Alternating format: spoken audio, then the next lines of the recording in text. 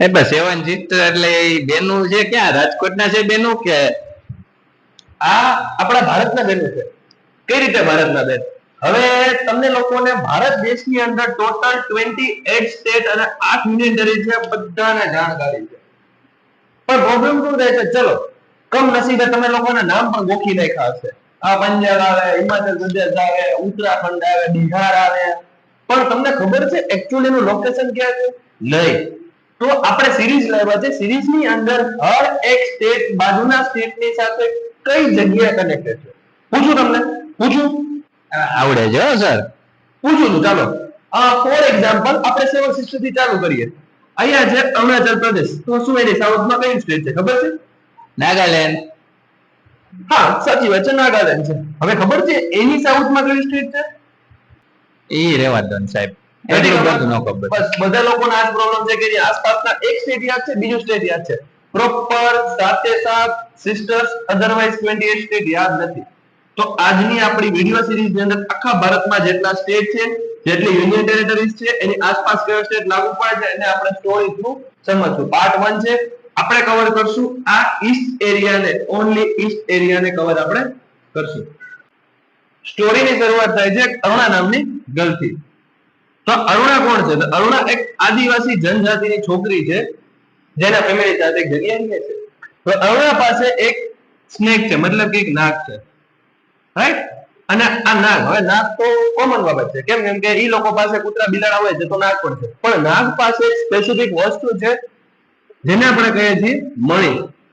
મણી એક ડાયમંડ શેપનો એક ડાયમંડ હોય છે, કે જે ડાયમંડ પાસે અલગ પ્રકારનો પાવર હોય છે.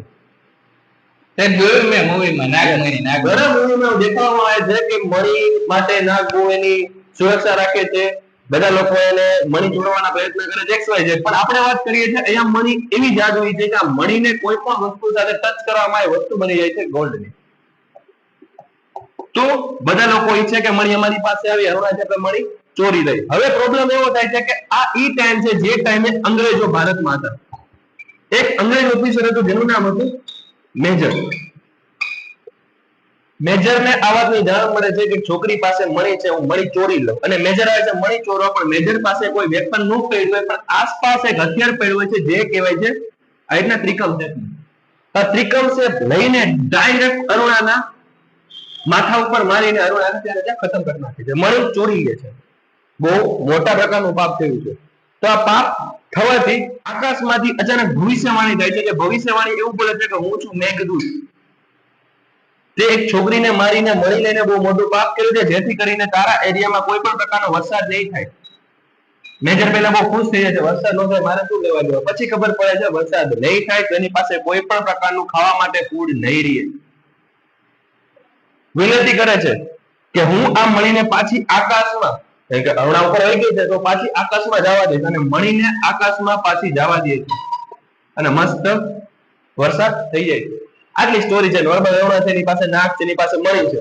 મણી જોડવા માટે મેજર આવે છે, ત્રિકમજીનું ખૂન કરી નાખે છે.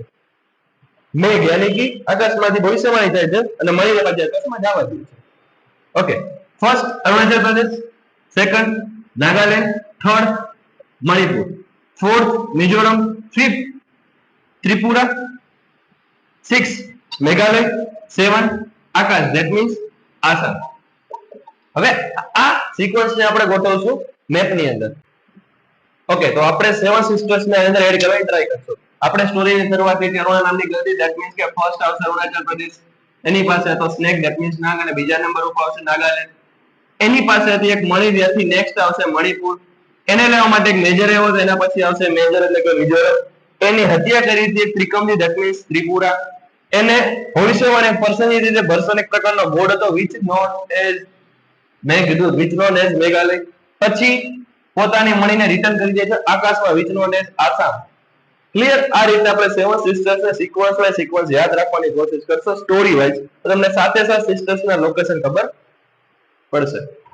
ડન છે? Thank you so much. આપણે નેક્સ્ટ આવી રીતના ઘણી સીઝન આવશે, જેની અંદર આપણે સ્ટેટ, કેટલા સ્ટેટ? 28 પ્લસ 8 યુનિયન ટેરિટરી એના લોકેશન થી યાદ રાખવામાં આવશે.